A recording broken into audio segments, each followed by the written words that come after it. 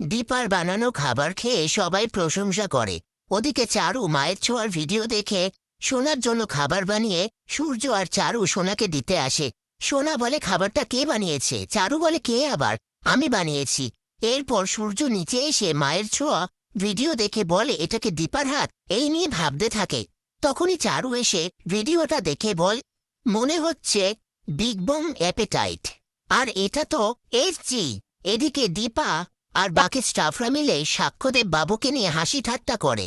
সেই মুহূর্তে সাক্ষ্যদেব বাবু এসে সমস্ত কথা শুনতে পেয়ে রেগে গিয়ে সবাইকে বকাবকি করে।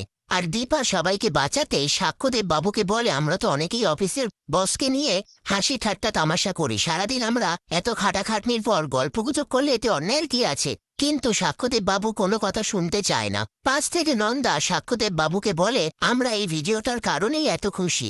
এই বলে সাক্ষ্যদেব বাবুকে ভিডিওটা দেখায় আর বলে, এই চ্যানেলটা হলো দীপার। তারপর সাক্ষ্যদেব বাবু দীপার বানানো খাবারটা খায়।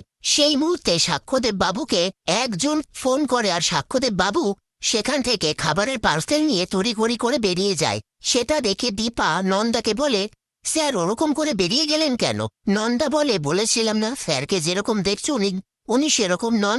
সব আস্তে আস্তে জানতেও পারবে, দেখতেও পারবে। পরের দিন সকালবেলায় দীপা কাজ করার সময় রূপাকে কল্পনা করে।